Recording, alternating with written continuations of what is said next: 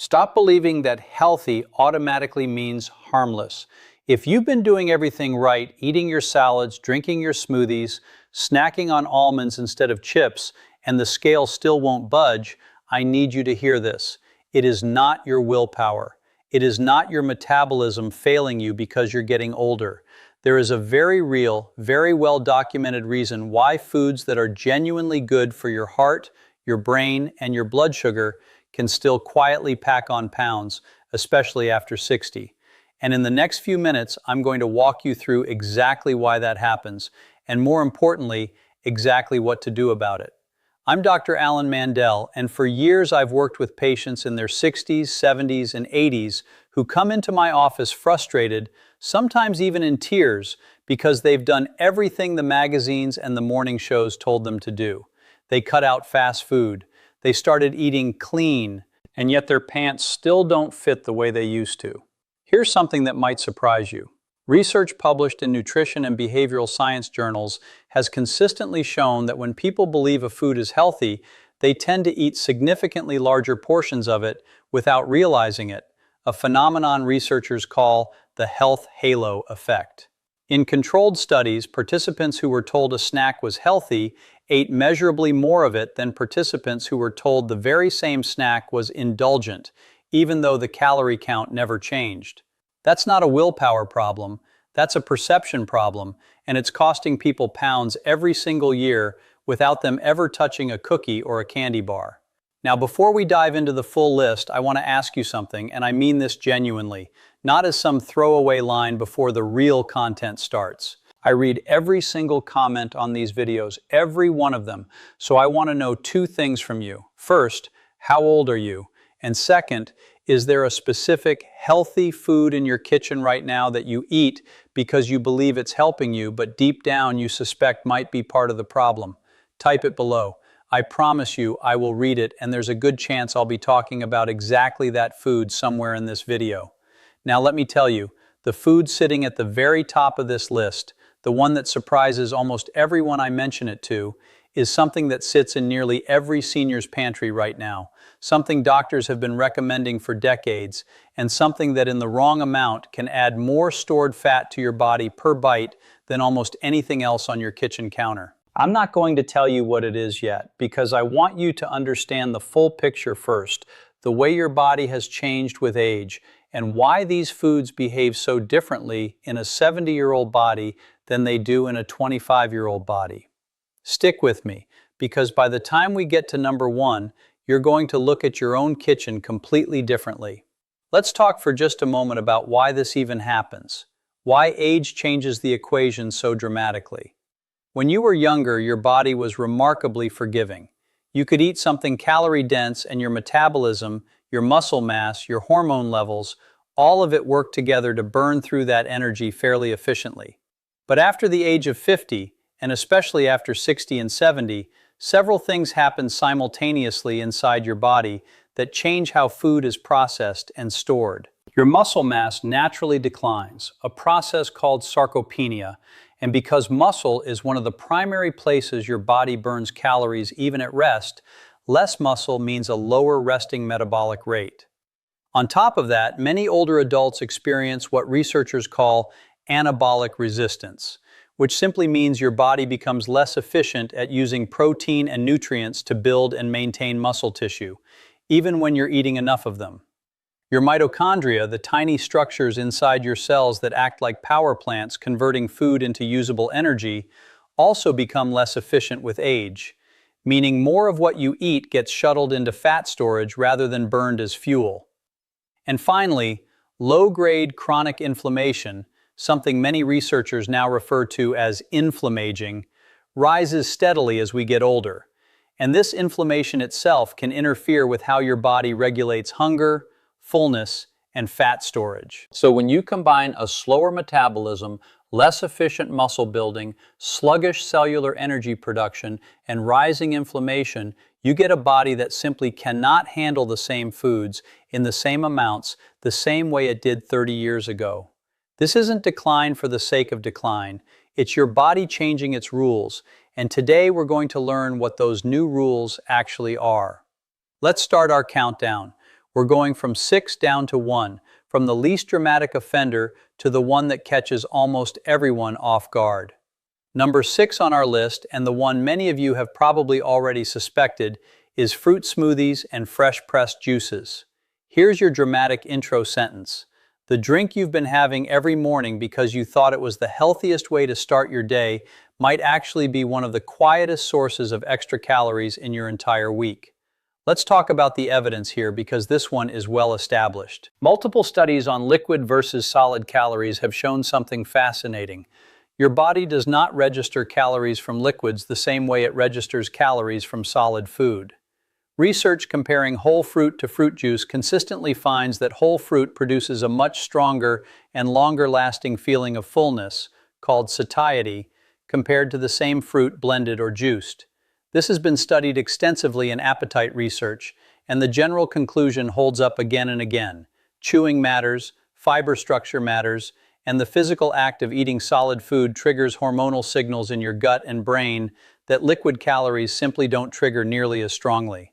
Now here's why this hits older adults particularly hard.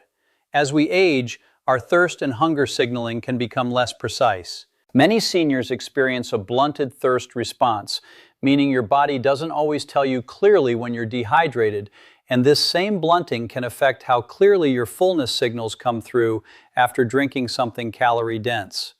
So you might drink a large smoothie packed with 2 bananas, a cup of mango, a scoop of nut butter, and a splash of juice, easily 500, 600, 700 calories, and your body may not register that intake the same way it would if you sat down and ate a plate of solid food containing the same number of calories.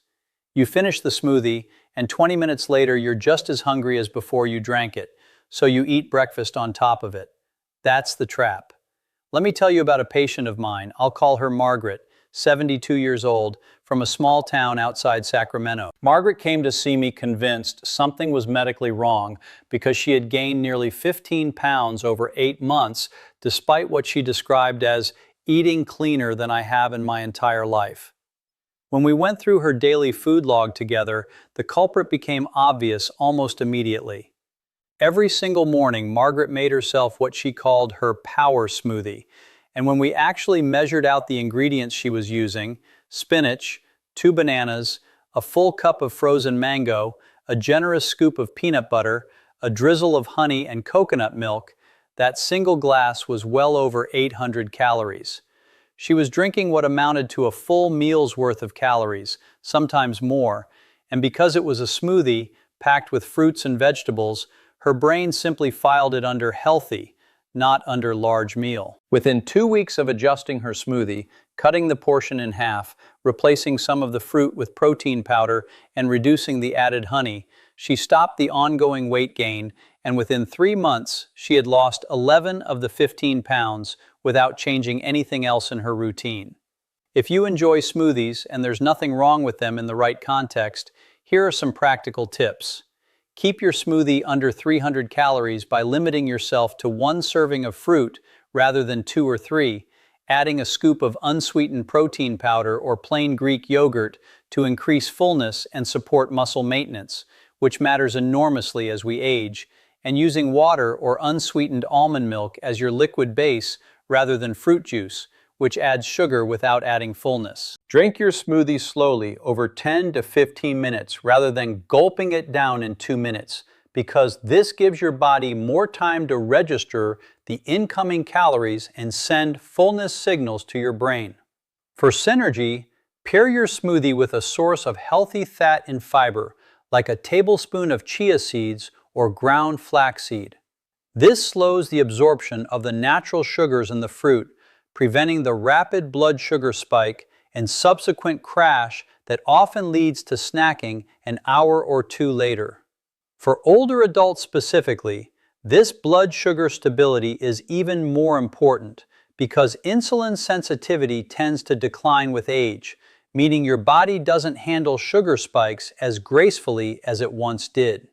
Number 5 on our list is granola, trail mix, and so-called healthy cereal. Here's your dramatic intro, the crunchy topping you're sprinkling on your yogurt every morning, thinking you're doing your heart a favor, might be delivering more sugar and more calories per handful than a slice of cake. The evidence here is rooted in something nutrition researchers have studied for years: the difference between what a food label emphasizes and what it actually contains. Granola is almost always marketed around its oats, its nuts, its whole grain goodness, but a look at the actual nutrition facts panel on most commercial granola brands reveals that it's frequently baked with substantial amounts of added oil and sugar to achieve that satisfying crunch and clustering. Because oats and nuts genuinely are healthy ingredients, granola benefits from an extremely strong health halo, and studies on portion estimation have repeatedly found that people significantly underestimate serving sizes of energy-dense foods like granola and trail mix compared to less calorie-dense foods, even when they're trying to be careful. For aging bodies, this matters in a very specific way. Remember what we discussed about mitochondrial efficiency declining with age. When you consume a food that's dense in both fat and sugar simultaneously, like most commercial granola, your body has to work harder to process that combined load. And with less efficient cellular energy production, more of those excess calories tend to be shuttled into fat storage rather than being used for immediate energy. Additionally, many seniors take blood pressure or cholesterol medications, and the added sugars in granola can interact with how your body manages blood sugar and triglycerides, potentially working against the very cardiovascular goals you're trying to support by eating heart healthy. I think of a patient, Robert, 68, a retired firefighter from outside Tampa, who came in concerned about persistent bloating and weight gain around his midsection. Robert was diligent, exercising 4 days a week, but every morning he ate what he estimated was a small bowl of granola over Greek yogurt. When we actually measured it using a kitchen scale, his small bowl was closer to 1.5 cups, nearly 3 times a standard serving size. And that portion alone was adding roughly 600 calories to his day before he'd eaten anything else. We didn't eliminate granola, we simply had him measure a proper half-cup portion and switch to a lower sugar variety, and over 4 months Robert lost 9 pounds without changing his exercise routine at all.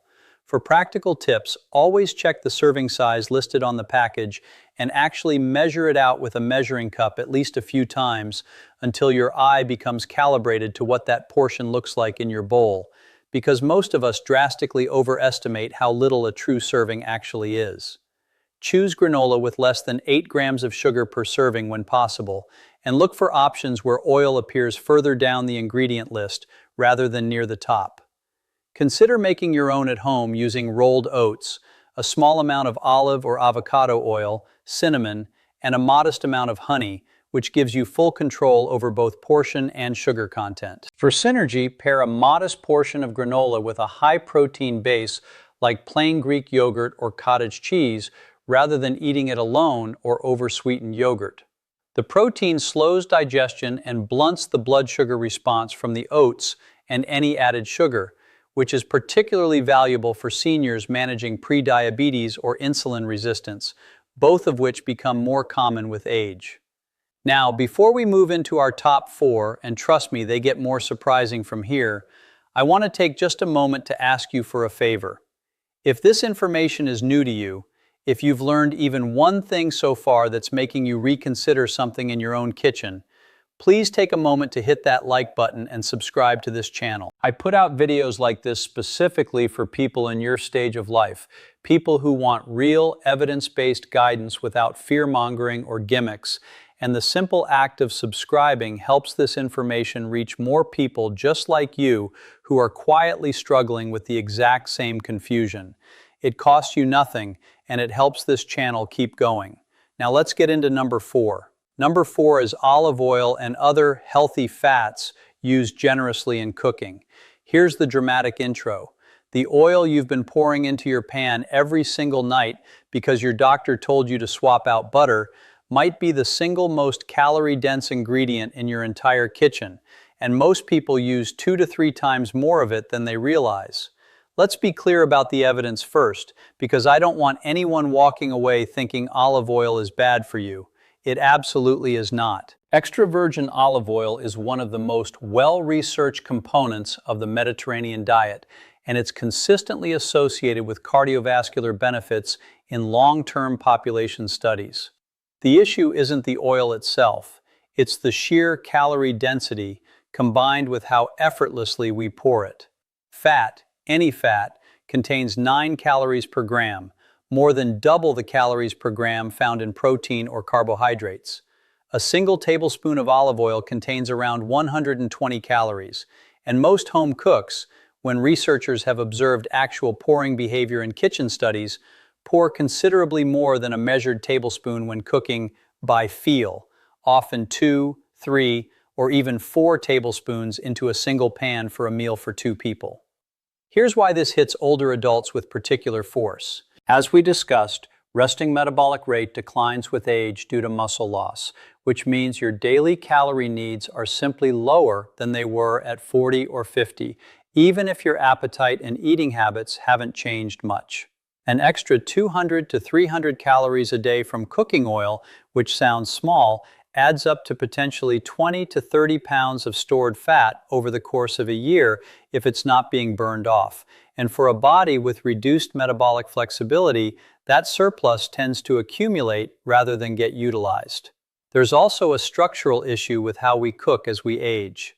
Many seniors, especially those managing arthritis or reduced grip strength, find pouring oil directly from the bottle easier than measuring, which almost always results in over-pouring compared to using a measuring spoon. I recall a patient named Diane, 75, from a suburb of Phoenix, who had switched almost entirely to olive oil for cooking after a cardiologist recommended reducing her saturated fat intake years earlier. Diane sautéed vegetables in oil, roasted her chicken with oil, and dressed her salads generously with oil, believing correctly that this was better for her heart than butter or heavy dressings. But when we tracked her actual oil usage for 1 week using a kitchen scale, she was consuming close to 6 tablespoons of olive oil daily, roughly 720 calories from oil alone, nearly 40% of her entire recommended daily caloric intake for weight maintenance. We didn't remove the olive oil because its cardiovascular benefits are real and valuable. We simply switched her to a measured tablespoon for cooking, taught her to use an oil mister for salads and sautéing, which distributes oil far more thinly and evenly, and within 5 months, Diane had lost 14 pounds, while her cholesterol panel actually improved.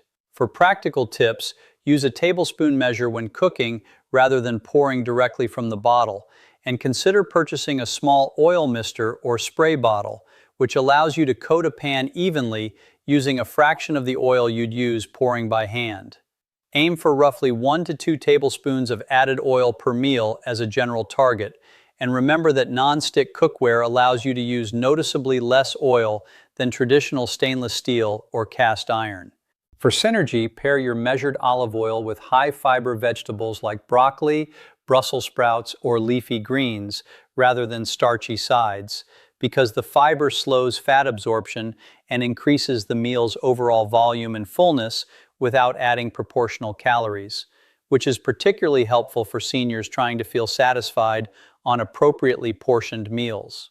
Number 3 on our list is dried fruit, things like raisins, dried cranberries, dates, and dried apricots.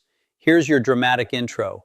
That small handful of dried fruit you're snacking on because it feels like a natural, wholesome alternative to candy actually concentrates more sugar into a smaller bite than most desserts sitting in your pantry right now.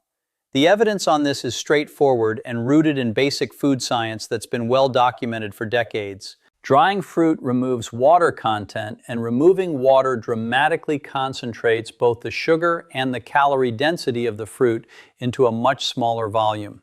A cup of fresh grapes contains meaningfully fewer calories and far less concentrated sugar than a cup of raisins, even though raisins are simply dried grapes with nothing added.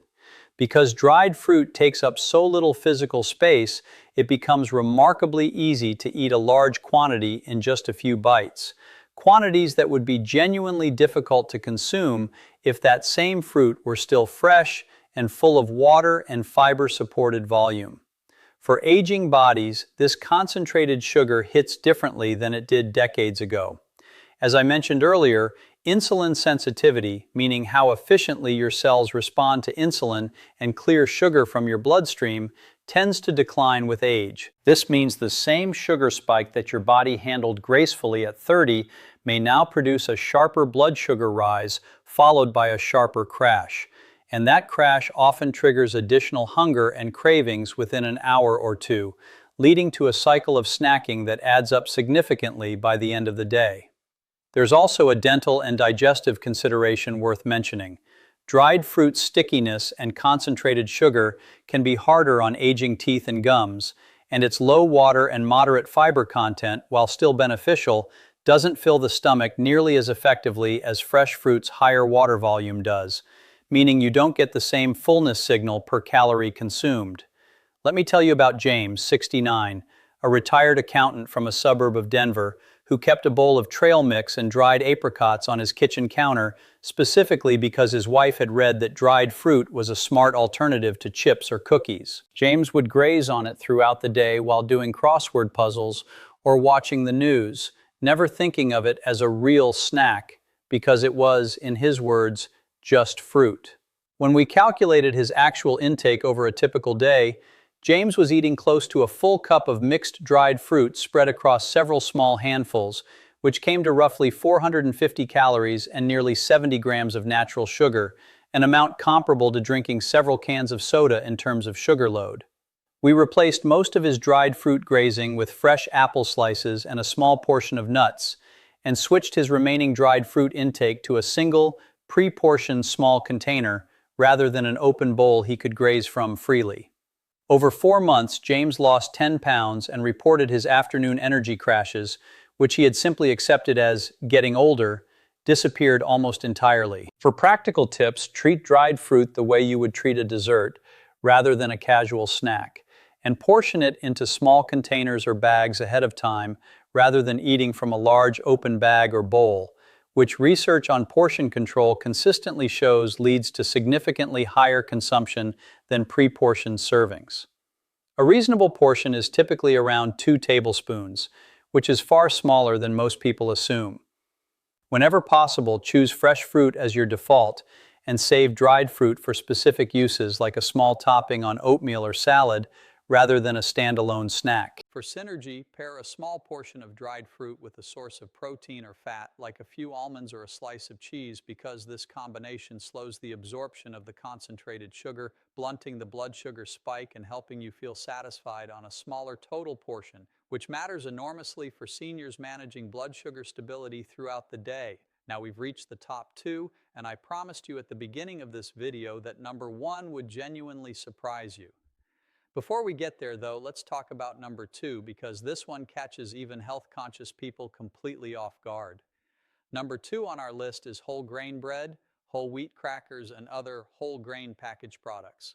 Here's your dramatic intro. The loaf of bread sitting in your kitchen with whole grain printed proudly across the front might be almost nutritionally identical to white bread once you account for how your body actually processes it, and most people eat considerably more of it because the label makes them feel virtuous. Let's look at the evidence carefully, because this is a nuanced point and I want to be precise.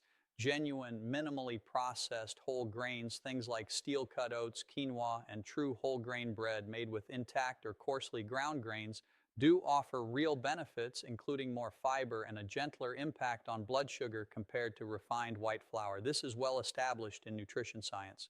However, food labeling research has repeatedly shown that many commercial products labeled whole grain, multigrain, or made with whole wheat are primarily composed of finely milled flour that behaves in your digestive system remarkably similarly to white flour, because the grinding process breaks down the fiber structure that would otherwise slow digestion.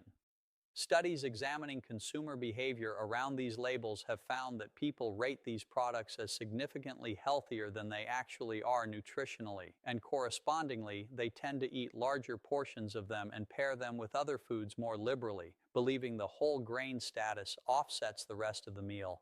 For aging bodies, the concern here connects directly to blood sugar regulation and inflammation.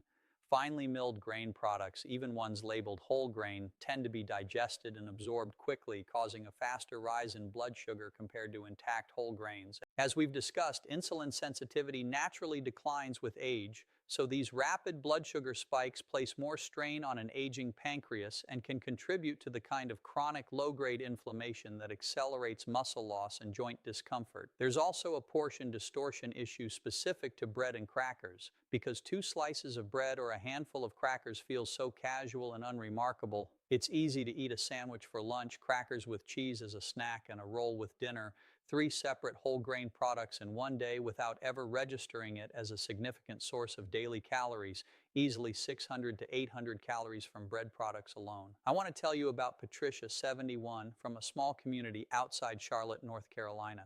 Patricia was proud of the switch she'd made years earlier from white bread to a popular hearty whole grain loaf, and she ate 2 sandwiches a day, one for lunch and often a smaller one in the evening, along with whole wheat crackers as her go-to snack. When we reviewed her ingredient labels together, several of her whole grain products listed enriched wheat flour as the primary ingredient, with whole wheat flour appearing further down the list in a smaller proportion, meaning the product was mostly refined flour with just enough whole grain added to legally use the term on the front label. We didn't eliminate bread from Patricia's diet, we simply switched her to a genuine, dense, seed-based whole grain bread where you could visibly see intact grains and seeds throughout the loaf, reduced her intake to 1 sandwich per day, and replaced her evening bread habit with a piece of fruit and cheese instead. Over 5 months, Patricia lost 13 pounds, and just as importantly, she reported that her energy levels throughout the afternoon became noticeably more stable. For practical tips, don't trust the front of the package. Turn the loaf over and look at the ingredient list and make sure whole wheat flour or another whole grain is listed as the very first ingredient, not simply wheat flour or enriched flour, which are essentially refined products.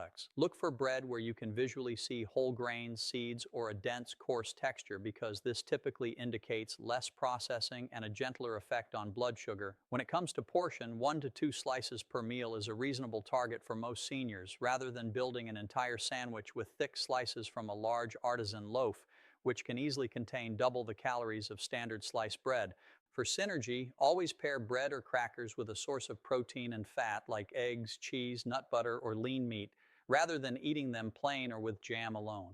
This combination slows the digestion of the grain's carbohydrates, meaning a gentler blood sugar response and longer-lasting fullness, both of which are particularly valuable for maintaining steady energy and appetite control as we age. And now, finally, we've arrived at number 1, the item I promised you at the very beginning of this video, the one that surprises nearly every single patient I explain it to because it's a food that's been recommended by doctors, dietitians, and health experts for decades, almost universally, without exception. And yet, in the wrong amount, it may be quietly contributing more to unwanted weight gain in seniors than any other food on this entire list. Number 1 is nuts, and specifically nut butters, things like almonds, walnuts, cashews, peanut butter, and almond butter.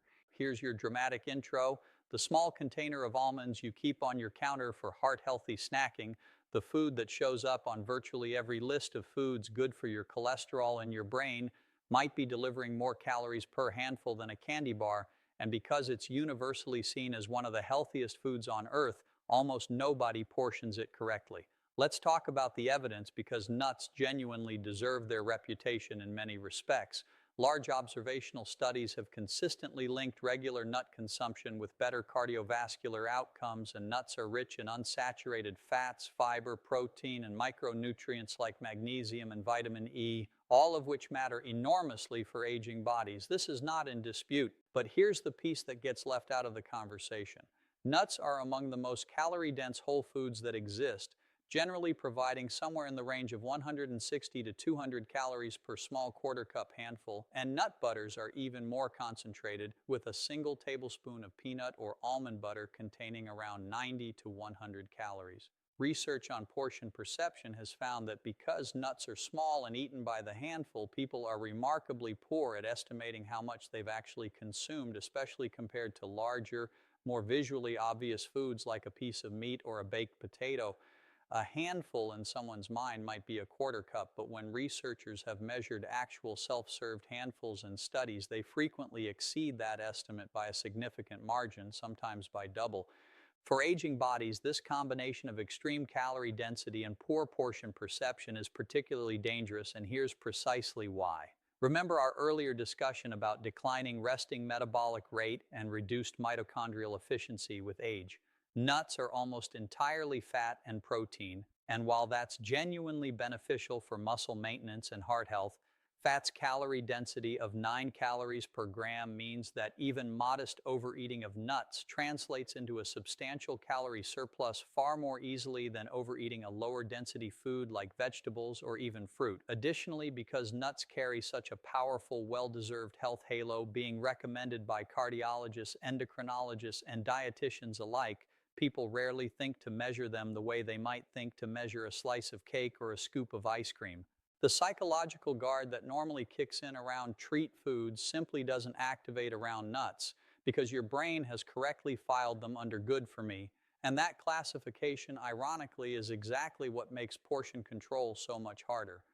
On top of that, nut butters in particular are often spread generously. A tablespoon on toast frequently turns into 2 or 3 tablespoons once you're actually spreading it with a knife, especially for those managing arthritis in their hands who find it easier to use a heaping spoon than to measure precisely. Let me tell you about a patient who genuinely changed how I explain this topic to everyone since. Her name was Eleanor, 78 years old, from a quiet neighborhood outside Portland, Oregon. Eleanor had been managing her cholesterol beautifully for years, largely due to a diet her doctor had praised repeatedly, heavy on vegetables, lean protein, and, at her cardiologist's specific suggestion years earlier, a daily handful of walnuts and almonds for heart health. Eleanor took this recommendation seriously and, wanting to maximize the benefit, ate what she described as a good handful, maybe 2 of mixed nuts most afternoons, plus 2 tablespoons of natural peanut butter on her morning toast. When her weight had crept up nearly 18 pounds over the course of a year and a half despite no other obvious dietary changes, she was genuinely baffled and slightly offended when I suggested nuts might be part of the picture because, as she put it, my cardiologist told me to eat these. We measured her actual nut intake together using a small kitchen scale over the course of a week, and her handful, maybe 2 of mixed nuts was consistently coming out to just over half a cup, close to 400 calories from nuts alone in that single snack, plus roughly 200 calories from her peanut butter toast in the morning. That's approximately 600 calories a day, over 4,000 calories a week, coming from foods she had never once considered measuring because they were, in her mind, simply healthy fats. We didn't remove nuts from Eleanor's diet because the cardiovascular benefits she was receiving were real and worth preserving. Instead, we switched her to pre-portioned quarter-cup servings using small snack bags she prepared once a week, and reduced her peanut butter to a single, carefully measured tablespoon using an actual measuring spoon rather than eyeballing it with a butter knife. Within 6 months, Eleanor lost 16 of the 18 pounds she had gained. Her cholesterol numbers remained just as strong as before, and she told me, almost laughing, that she felt slightly betrayed by how something so universally praised could have been working against her simply because nobody had ever told her it needed to be measured. For practical preparation tips, always pre-portion your nuts into quarter-cup servings using small containers or snack bags at the start of the week, rather than eating directly from a large bag or bin, which portion research consistently shows leads to significantly higher consumption. A quarter cup is genuinely quite small, roughly the size of a golf ball cupped in your palm, and it's worth measuring it out physically at least once so your eyes become properly calibrated to what that amount actually looks like.